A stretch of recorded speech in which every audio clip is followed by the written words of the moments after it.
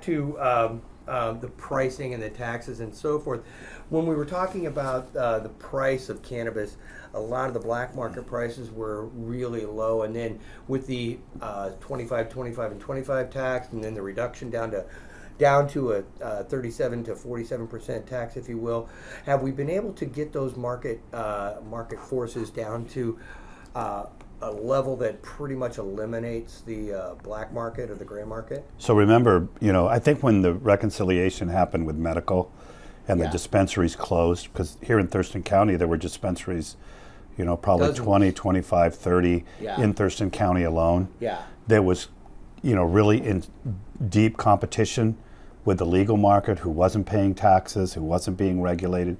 Once that occurred, and once the supply rose. So remember, when we initially started our first retail sales, we had grams going as high as $30 a gram because the supply was so low.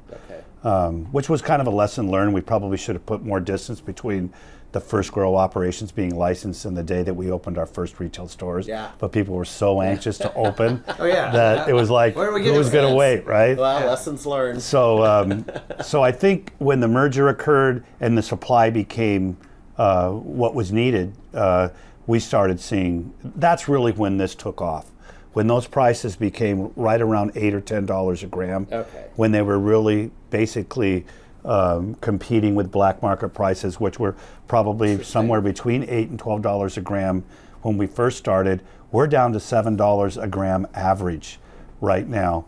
And I think when we started hitting the $8, $9 a gram was when we saw sales kind of take off, because then there was no reason. There was no reason for me to go to the black market to purchase cannabis. If I'm going to pay the same price, I'm going to be able to go through a retail experience. I'm going to see it packaged and labeled. I know it's been tested. I know what the potency is. So I think once that became a retail experience like everything else we do, then there was no reason for me to go to the black market for it. Given that the prices did go down and the people that came in the market and so forth on an early stage, and they put a lot of investment in there, how many of those people did shake out? Because I know that a lot of investment came in from a grow operation, from a process operation and so forth, maybe even from retail, and all of a sudden a grower's getting what he was getting 12, 15 bucks a gram, and all of a sudden they're getting 2. And that can be pretty disenfranchising, if you will. So have we lost a few of those as a result? Or we have. And so one thing to keep in mind is this marketplace is very different than typically what you would do. So remember, typically, I remember when we first started, the thought was, well, you're just going to open up the marketplace, you're going to let people apply for the license, and then the market will determine how many producer processors and retailers can survive. In Colorado, when they opened their system up originally, after 18 months, 50% of the businesses failed. Recognizing that the failure rate for restaurants in Washington is what today? It's 50%.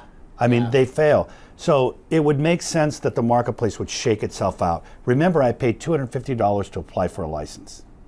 $1,000 to renew that license. And remember, we used a lottery to determine who was coming in and out. All you have to do is you have to meet these strict licensing requirements, but you have to know nothing about business in order to get a license. So I want to share, when you talk about shaking out, it's normal for businesses to shake out.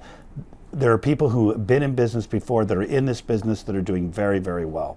You don't get to 1.3 billion in sales unless there's success out there between the producer, processor, and retailer. Because we have what I like to refer to as a restricted private monopoly. Think about that. It's not an open system today. I can't get a license to be a producer, processor, or retailer. I have to either go in business with someone that's already in business, or I have to acquire the business from them and get licensed.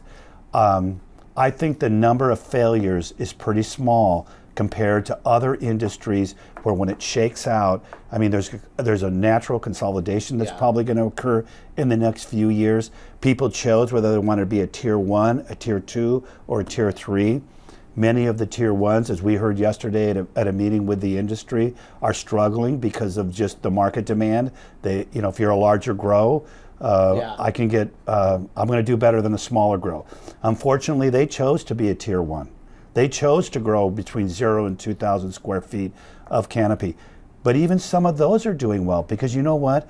They know how to run a business. They have a particular strain. It's unique, and people want that cannabis.